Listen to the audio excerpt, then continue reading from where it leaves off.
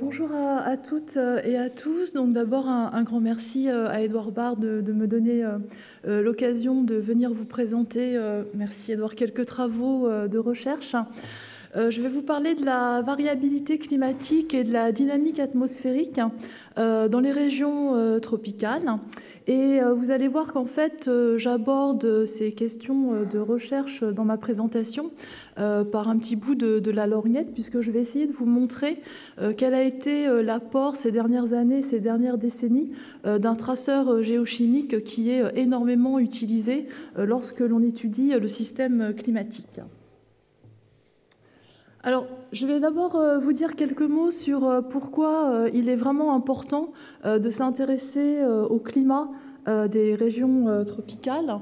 Je serais obligée de faire un petit aparté en fait sur ce traceur géochimique que sont les isotopes stables de l'eau. Et je vais vous montrer que cet outil est vraiment un outil de base pour aborder des questions de recherche brûlantes et variées. Et puis, je vous montrerai comment cet outil est très complémentaire par rapport à des observations plus classiques que vous connaissez, comme des observations météorologiques ou satellites. Et puis ensuite, on rentrera dans le vif du sujet. Je vous parlerai d'abord de variabilité climatique passée, comme l'a fait Édouard, mais je me centrerai en fait sur les tropiques. Et je vous montrerai comment, en fait, en étudiant la variabilité climatique passée, on a été amené à aborder des questions de recherche qui n'étaient pas forcément nouvelles pour la communauté, mais qui en tout cas étaient nouvelles pour nous et qu'on a abordées de manière vraiment originale. Alors, toute ma présentation va regorger d'exemples et d'illustrations, mais elle n'est absolument pas exhaustive. Et donc, j'ai fait un choix qui me tenait à cœur sur les résultats que je vais vous montrer, mais j'aurais pu vous en montrer d'autres. Alors tout d'abord, il y a un point très important, c'est de comprendre comment le climat des régions tropicales fonctionne. Alors les régions tropicales, c'est ce qui est compris entre mes deux lignes pointillées jaunes. On a l'habitude de dire que c'est entre 22 degrés nord et 22 degrés sud. Et la raison majeure pour laquelle on s'y intéresse, c'est que plus de 40% de la population mondiale aujourd'hui vit dans ces zones et les études sur les développements démographiques montrent que ce chiffre va augmenter. Alors, c'est une région qui est très très riche d'un point de vue climatique. Tout d'abord parce que c'est une région qui est excédentaire en termes d'énergie solaire reçue. Et la Terre n'aime pas du tout les déséquilibres par rapport aux pôles qui vont être des régions déficitaires. Et le système climatique va se mettre en marche pour en fait redistribuer cette énergie à travers l'océan, mais aussi à travers l'atmosphère. Et une manière en fait d'exporter le surplus de chaleur, ça va être la convection atmosphérique. Ce sont ces énormes nuages d'orage qui vont en fait d'abord redistribuer sur la verticale l'excès de chaleur reçu au niveau de la surface et exporter aux plus hautes latitudes la chaleur sous forme de chaleur latente, c'est-à-dire la condensation et les précipitations. Ce sont des régions aussi qui sont extrêmement riches de par les modes de variabilité climatique qui y naissent. Alors, Édouard vous a parlé du mode ENSO, c'est El Niño, La Niña. Vous savez que c'est en fait des événements qui ont lieu avec une fréquence de quelques années. C'est un réchauffement en fait que l'on observe dans le Pacifique et qui va avoir en fait un impact sur l'ensemble du globe. Alors là, les régions tropicales ont une propriété vraiment très intéressante, c'est que dès qu'on a une anomalie climatique dans l'atmosphère tropicale, elle se propage à l'ensemble du globe très très rapidement en l'espace de 5 à 10 jours. On a un autre mode de variabilité climatique qui est peut-être plus confidentiel, qui s'appelle la Madden-Julian Oscillation, qui a été mis en évidence dans les années 70 par Madden et par Julian. C'est en fait une sorte d'onde atmosphérique de 30 à 60 jours qui a un impact très important sur la météorologie de ces régions et aussi sur les moussons indiennes et australiennes. Alors, en retour, il y a beaucoup de questions sur l'impact du changement climatique que l'on observe depuis le début du XXe siècle sur ces régions tropicales. Alors j'aurais pu vous donner énormément d'exemples, j'en ai choisi 3 qui me tiennent à cœur. Vous avez certainement entendu parler ces derniers jours de la vague de chaleur que l'on a en Inde, avec des températures qui dépassent les 50 degrés.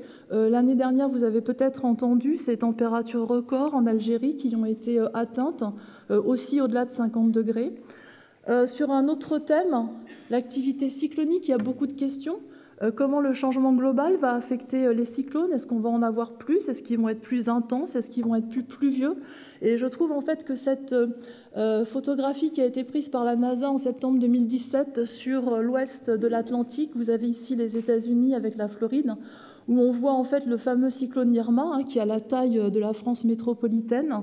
Et vous voyez le cyclone Katia qui l'a précédé et le cyclone José qui arrive juste derrière. Un autre exemple qui pour moi est assez parlant, on se pose beaucoup de questions sur comment le changement global vient affecter par exemple les pluies au Sahel. Et ici vous avez des observations de l'évolution des pluies depuis le début du XXe siècle jusque dans les années 2010. Et dans les années 70, on a vu un assèchement très fort. Et comme les années 70 correspondent à un moment où on a vu une accélération du réchauffement climatique, bien évidemment, s'est posé la question de savoir si ce genre d'assèchement abrupt et important était lié au changement global. Et puis en fait, avec des études, on s'est aperçu que finalement non, l'effet anthropique n'expliquait pas cette variabilité décennale qui était davantage reliée à l'état de surface des océans. Donc c'est pour vous montrer la complexité en fait de la période actuelle et la complexité de différencier des effets naturels des effets anthropiques. Et puis il y a un dernier point sur les régions tropicales qui est particulièrement important. Donc Édouard vous a déjà montré ce genre de carte. On a beaucoup de questions sur le devenir des régimes des pluies et donc des questions sur la ressource en eau. Alors pourquoi je vous montre ici donc, ce que Édouard vous a montré, c'est le changement des pluies à la fin du XXIe siècle par rapport à la fin du XXe siècle. Lorsque vous avez, vous avez le code couleur ici, moins de pluie, c'est les couleurs orangées, c'est assez intuitif. Plus de pluie, ce sont les couleurs bleues. Et lorsque vous avez des points, c'est que les modèles s'accordent sur le signe du changement et sur l'amplitude.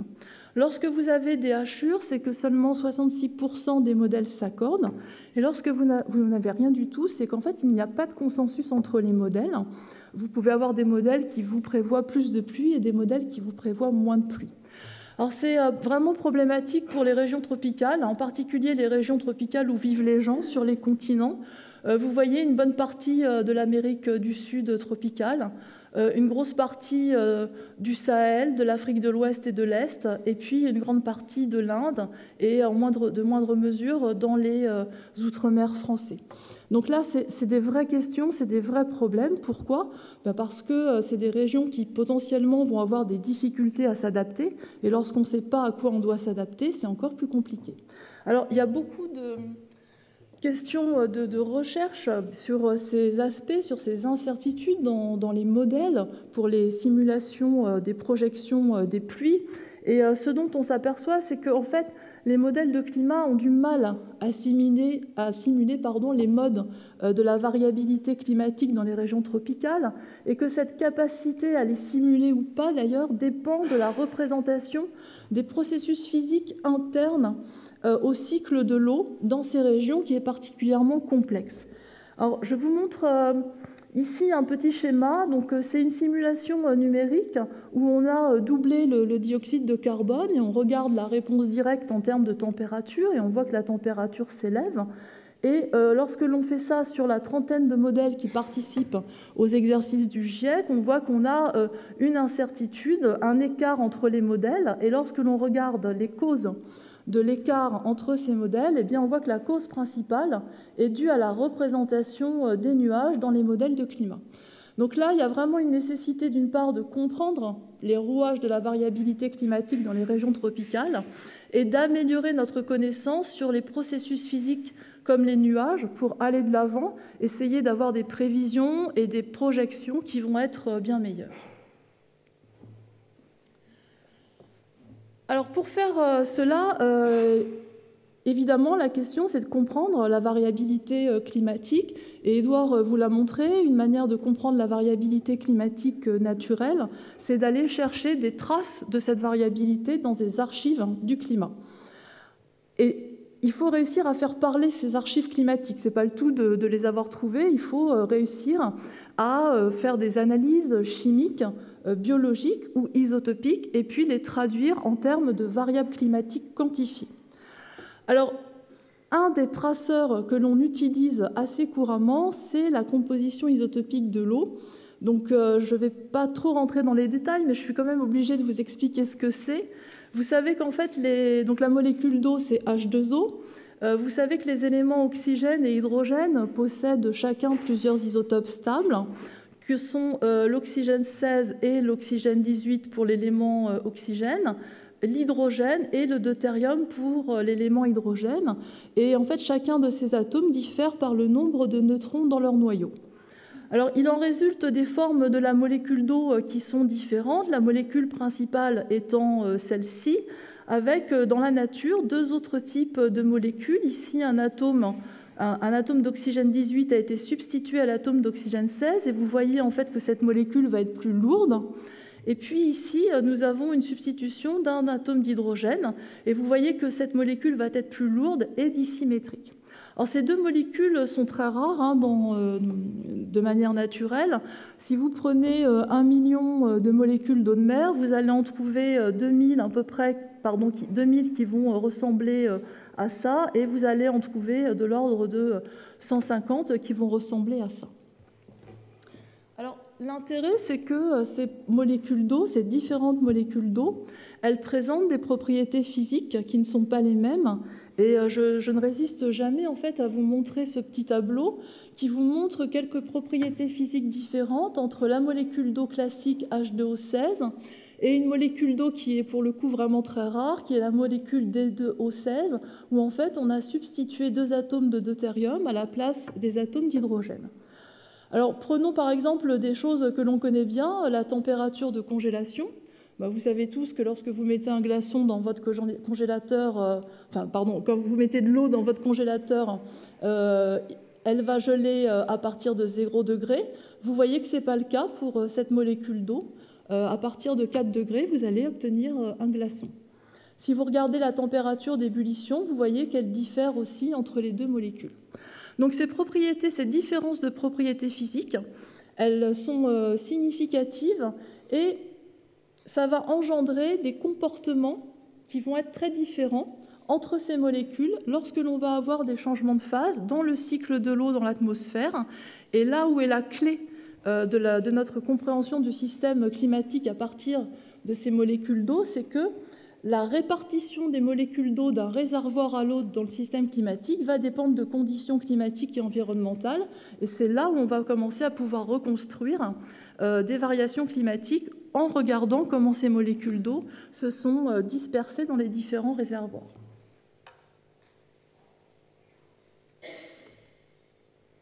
Alors, je passe très vite sur cette diapositive, mais je suis quand même obligée de vous dire qu'à chaque fois que nous allons mesurer, en fait, que nous allons regarder combien nous avons de molécules de type HDO, HDO18 ou par rapport à H2O16, nous allons le faire par rapport à une référence qui, pour nous, est l'océan moyen. Et donc, nous allons la mesurer, en fait, cette composition isotopique avec un petit delta. Et nous allons regarder si, dans notre échantillon, nous avons davantage de molécules HDO18 ou HDO par rapport à H2O16 par rapport à l'océan. Alors, rentrons dans le vif du sujet. Quand on s'intéresse à la composition isotopique de l'eau et qu'on souhaite reconstruire les variations climatiques, il y a une archive climatique extraordinaire, Édouard en a parlé, ce sont les carottes de glace. Alors, les carottes de glace, leur exploitation a commencé dans les années 1970, à partir de carottes de glace polaires au Groenland et en Antarctique. Et donc, dès les années 70, en 1972, on a eu la publication des enregistrements isotopiques de plusieurs carottes de glace, à la fois au Groenland, ici à Camp Century, qui est au nord-ouest du Groenland, et à la station Bird, qui se situe dans l'ouest de l'Antarctique. Donc, ce qu'on appelle l'ouest de l'Antarctique, c'est juste en dessous la péninsule, si vous avez en tête une carte de l'Antarctique. Alors, à cette époque, l'enregistrement isotopique qui est publié est daté, bien sûr. Vous avez une datation ici, le présent se trouve là, et on remonte jusqu'au dernier interglaciaire, il y a 120 000 ans, avec le dernier maximum glaciaire ici, il y a 20 000 ans. Et les enregistrements isotopiques ne sont pas traduit en termes de variables climatiques. Il va falloir en fait attendre la fin des années 70, et c'est en 1979 où Jean Jouzel et Claude Lorius vont pour la première fois expliquer que le traceur isotopique peut être interprété en termes de température parce que nous avons des relations linéaires très fortes entre composition isotopique et température de surface des neiges. Et vous voyez ici ces droites, ici pour l'Antarctique de l'Est en bleu, en vert pour l'Antarctique de l'Ouest et pour le Groenland en rouge et en rouge, et puis pour la péninsule antarctique en noir. Et donc on va utiliser ces relations linéaires qu'on appelle thermomètres isotopiques pour traduire en fait ces enregistrements isotopiques en termes de température. Alors, dans les années 70, ces premières exploitations des carottes de glace polaires ne passent pas inaperçues pour un jeune chercheur à l'époque qui s'appelle Lonnie Thompson et Helen Mosley Thompson. Alors, je ne sais pas si c'était déjà sa femme à l'époque ou pas, mais en tout cas, en début des années 70, ces deux personnes se disent « mais les carottes de glace, on n'en a pas uniquement au niveau des pôles, on en a aussi dans les glaciers de haute altitude, dans les montagnes ». Et ils pensent tout de suite à la possibilité d'exploiter les glaciers qui se trouvent en Amérique du Sud, le long de la cordillère des Andes, à des altitudes de l'ordre de 6000 mètres. Et donc, en 1973, Lonnie Thompson part au Pérou, en particulier sur le glacier du Calcaya, qui se situe quasiment à la frontière avec la Bolivie. Et il va ramener des échantillons de neige pour voir qu'est-ce qui est exploitable, qu'est-ce qu'on peut bien en faire. Et c'est une petite dizaine d'années après où on va avoir une première expédition et une première extraction d'une carotte de glace du glacier du Calcaya qui va révéler en fait pas loin de 1500 ans d'histoire du climat. Et c'est vraiment pour moi le départ en fait des études paléoclimatiques dans les régions tropicales et l'exploitation en fait de cette formidable archive qui est la carotte de glace. Alors, ce qui a fait grand bruit, c'est un petit peu après le début des années 90, on a la publication d'un enregistrement sur une autre carotte qui est un petit peu plus au nord, sur la cordillère ici, c'est le glacier du Huascarán, qui culmine à plus de 6000 mètres. Et en fait, Lonnie Thompson va montrer qu'il a à peu près 20 000 ans d'histoire dans cette carotte de glace, qu'il recouvre le dernier maximum glaciaire il y a 20 000 ans, qu'il recouvre la transition glaciaire-interglaciaire et toute la période de l'Holocène sur les 10 000 dernières années. Alors vous avez ici en fait la reconstruction isotopique sur les derniers mètres de la carotte. Alors en fait c'est très intéressant de voir qu'on a plus de 20 000 ans d'histoire sur seulement quelques mètres au fond de la carotte. Et il va comparer en fait cet enregistrement isotopique aux enregistrements isotopiques d'une carotte en Antarctique à Domsé et d'une carotte en Antarctique au Groenland. Et la similarité des enregistrements va lui faire dire qu'en fait, eh bien, dans les tropiques, au dernier maximum glaciaire, il y a 20 000 ans, on avait des températures de l'ordre de 10 degrés inférieures à ce que l'on a aujourd'hui. Alors, ces interprétations en termes de température, elles ont commencé à titiller un petit peu la communauté des géochimistes. C'est donc les spécialistes en fait, de l'utilisation des isotopes stables, que ce soit pour le climat ou pour d'autres applications. Parce que, comme je vous l'ai dit, on a des relations linéaires très fortes entre composition isotopique et température pour les régions polaires. Mais lorsque l'on commence à aller vers des températures un peu plus élevées, et donc c'est le cas dans les régions tropicales, eh bien on s'aperçoit qu'on perd cette corrélation. Donc il y a vraiment eu beaucoup de questions, non pas sur la qualité des enregistrements isotopiques, mais sur leur interprétation. Et au début des années 2000, il y a eu un énorme travail de calibration. Je ne vais pas rentrer dans les détails, mais on a cherché à mieux comprendre cet outil à partir d'observations sur le terrain et de modélisation climatique. Et les résultats ont été communs pour dire qu'en fait, nous avions un traceur de l'activité convective régionale, c'est-à-dire en fait des pluies à l'échelle régionale, et que ce n'étaient pas des températures que l'on reconstruisait, mais très certainement des quantités de pluie ou bien des intensités de pluie sur des échelles non pas locales mais régionales. Alors, je vais vous montrer quelques exemples d'interprétations qui ont été revisitées à partir de ces nouvelles informations. Donc, on a repris en fait les enregistrements isotopiques des carottes de glace en Amérique du Sud. Vous avez la carotte dont je vous ai parlé du Huascarán. Il y a 2 autres forages qui ont été faits un peu plus tardivement sur les cordillères en Bolivie, qui sont Illimani et Sarama.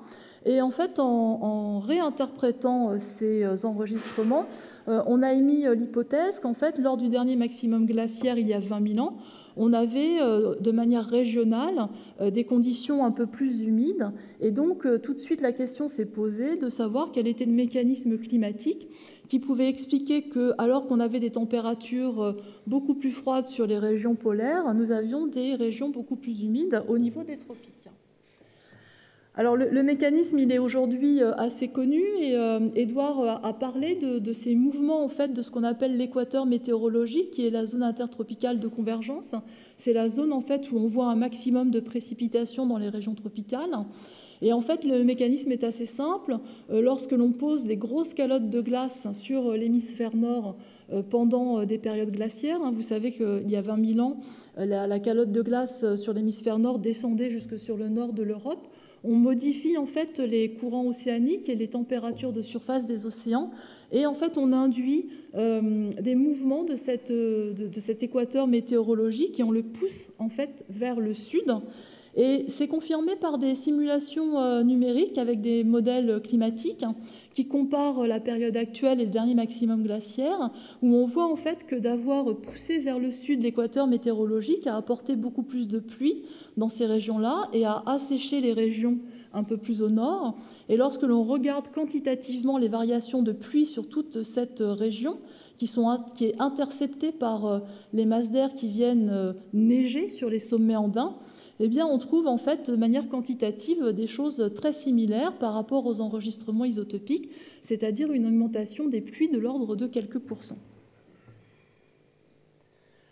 Alors, avec ces carottes de glace, on peut regarder bien sûr d'autres échelles de temps. Édouard a parlé du petit âge glaciaire au niveau mondial.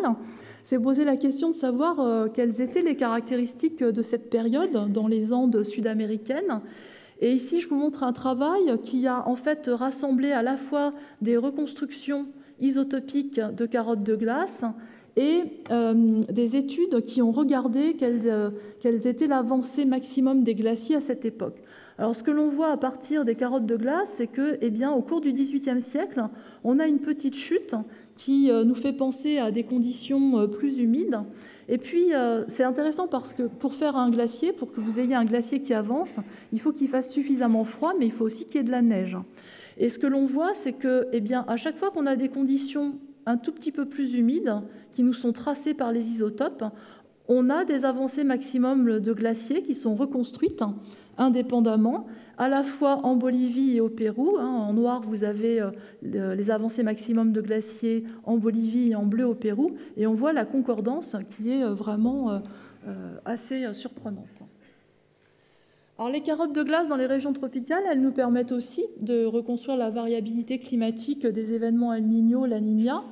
Je ne vais pas forcément tout vous expliquer, mais en fait, on voit que lorsque sur le dernier siècle, on fait un composite des enregistrements isotopiques des carottes de glace tropicales, on reconstruit très très bien la part des précipitations au niveau global qui est due à ces variabilités ENSO.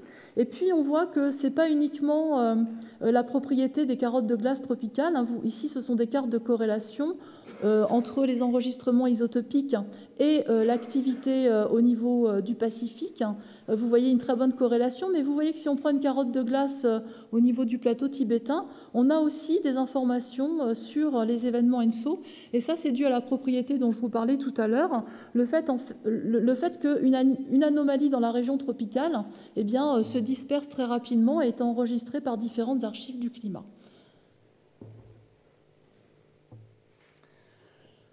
Alors, en travaillant sur la variabilité climatique passée et en cherchant en fait à affiner la connaissance qu'on avait de notre outil isotopique et en multipliant les observations dans les pluies actuelles et en faisant de la modélisation isotopique, on s'est aperçu en fait qu'on obtenait un ensemble d'informations sur les processus atmosphériques actuels. Et donc au milieu des années 2000, fin des années 2000, on s'est dit qu'on avait là un outil très puissant pour s'accaparer des questions de recherche qui n'étaient pas forcément nouvelles. En tout cas, elles étaient nouvelles pour nous, mais pas pour la communauté des climatologues, mais que peut-être on pouvait venir travailler sur ces questions et voir si on avait la capacité d'apporter des nouvelles informations.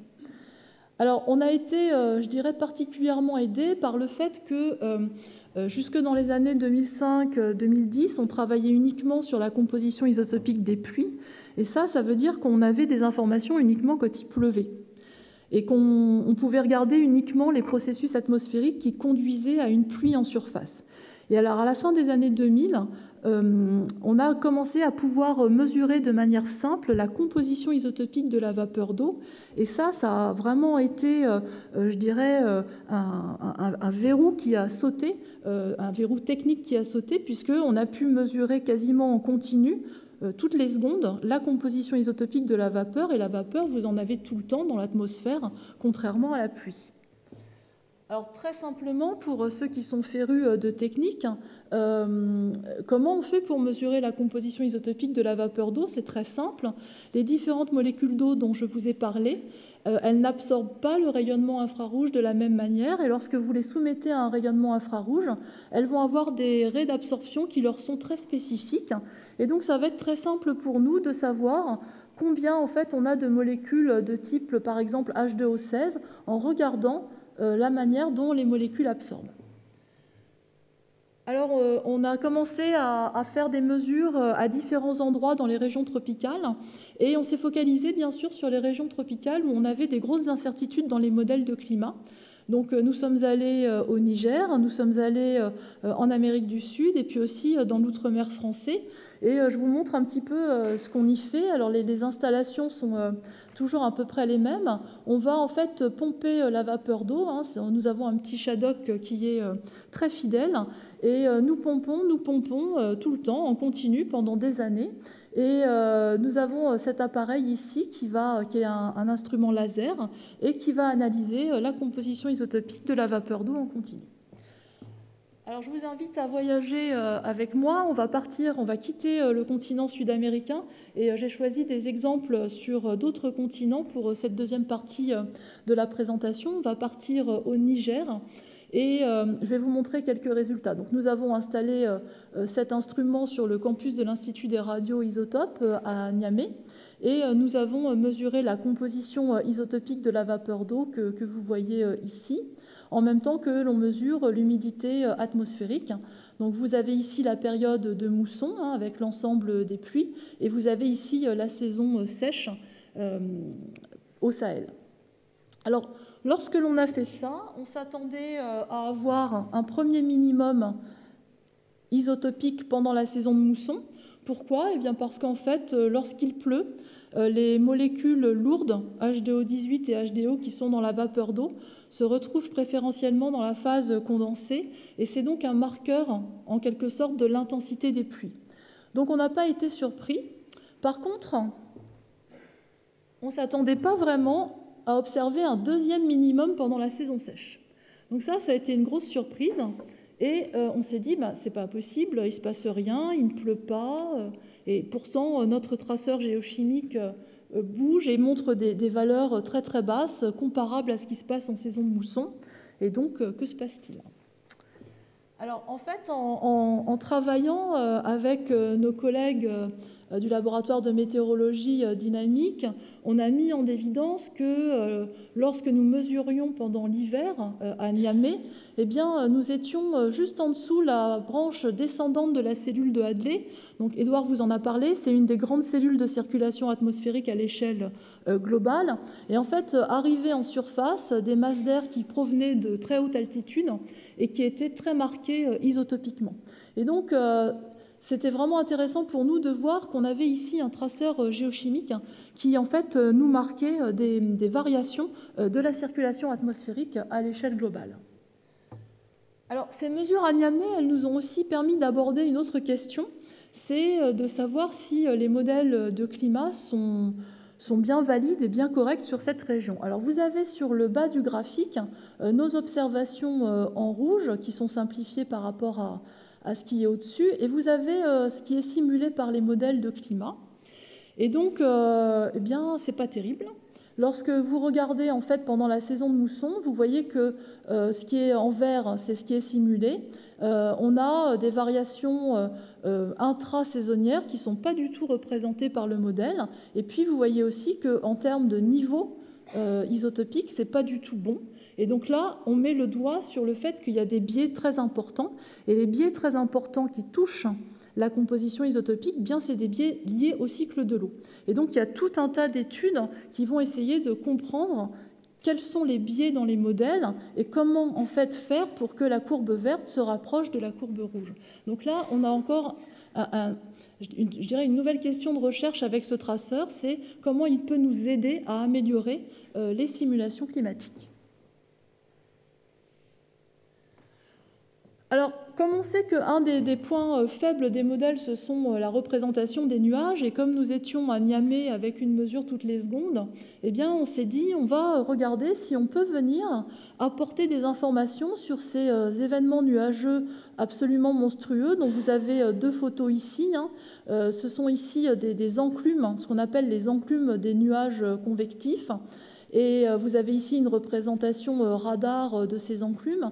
Et en fait, ces nuages sont très difficiles à simuler parce qu'ils sont très complexes en termes de processus physiques internes. Vous avez ici une colonne qu'on appelle convective où va se passer les processus de condensation. La précipitation va en fait être ce qu'on appelle détraînée et retomber à l'arrière. Quand elle va retomber, elle va s'évaporer partiellement. Et donc, on a un ensemble de processus qui sont très difficiles à représenter. Et donc, on s'est dit, mais est-ce que nos mesures peuvent aider? Alors, on a répertorié un ensemble de processus convectifs qui sont passés au-dessus de Niamey. On a regardé pour chacun de ces processus quelles étaient nos observations isotopiques.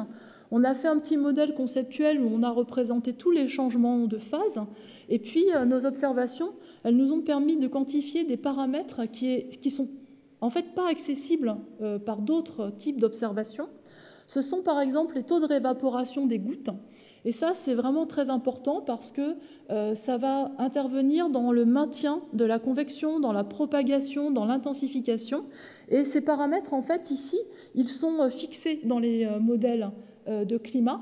Et nous, en fait, on vient apporter une quantification et on vient dire peut-être que vous devriez fixer quelque chose entre 30 et 70%. Et donc, voilà comment on vient aider à améliorer les simulations numériques de climat. Alors, on quitte le Niger et on se déplace un peu plus au sud-est et on part pour l'île de la Réunion. Et nous avons installé, pareil, des mesures de la composition isotopique et nous avons étudié deux choses. La première chose, nous avons regardé en fait comment l'atmosphère locale, quelles étaient les circulations atmosphériques locales au niveau de la journée.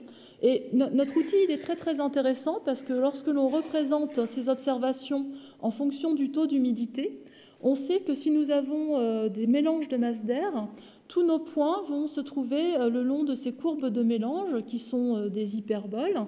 Et en fait, c'est ce qu'on observe sur une année. Vous avez les points de la journée en rouge, les points de la nuit en bleu, et on voit qu'on a un cycle jour-nuit qui en fait représente la manière dont la couche atmosphérique limite monte et descend au cours de la journée. Et ça, c'est très important en termes, par exemple, de dispersion des polluants, de dispersion des gaz traces, etc.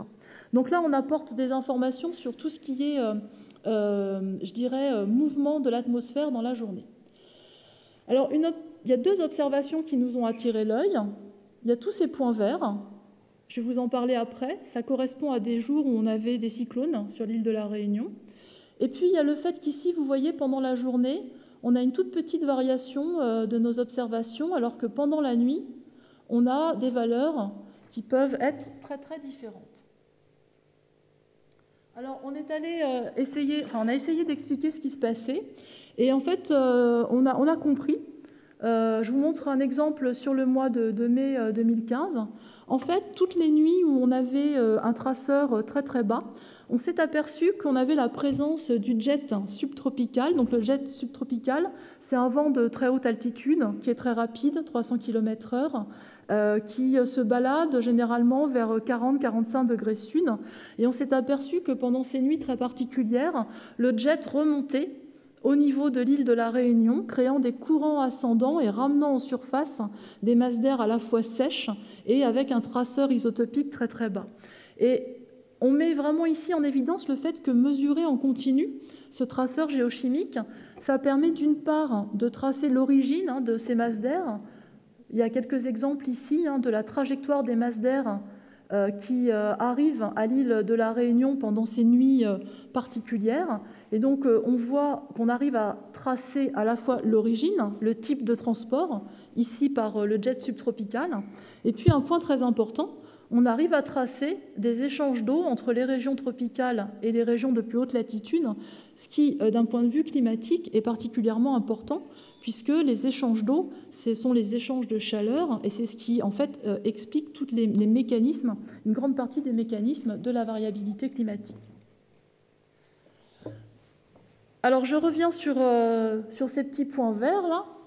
Donc, on a échantillonné 3 cyclones pendant la première année de mesure, et on s'est aperçu que pendant ces passages cycloniques, on avait un comportement très particulier.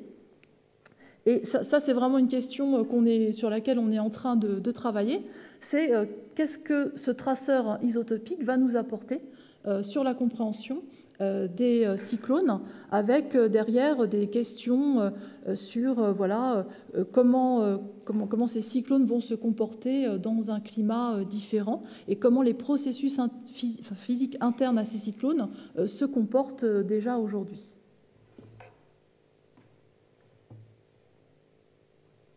Voilà, donc je vais m'arrêter là pour vous laisser du temps pour les questions. Donc, je pense que des choses à retenir, sans vouloir répéter ce que j'ai dit auparavant, c'est qu'avec ce traceur isotopique, on aborde vraiment des questions de recherche variées, tant sur la variabilité climatique passée, qu'elle soit lointaine ou plus récente, que sur les processus physiques sous-jacents.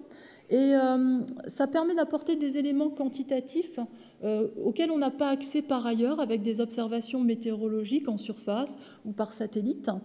Et les perspectives, en fait, dans un futur proche, eh bien, c'est d'avoir davantage d'observations de ce type. D'une part, pour étudier les processus physiques actuels. Et puis, tout le travail que nous avons fait sur la compréhension de ce traceur a été repris pour étudier d'autres archives du climat que les carottes de glace. Édouard en a parlé, que sont les spéléothèmes, les stalactites et les stalagmites, dont la composition isotopique reflète la composition isotopique de la précipitation, et donc apporter davantage en fait, d'informations sur le cycle de l'eau dans les régions de mousson. Voilà. Merci beaucoup.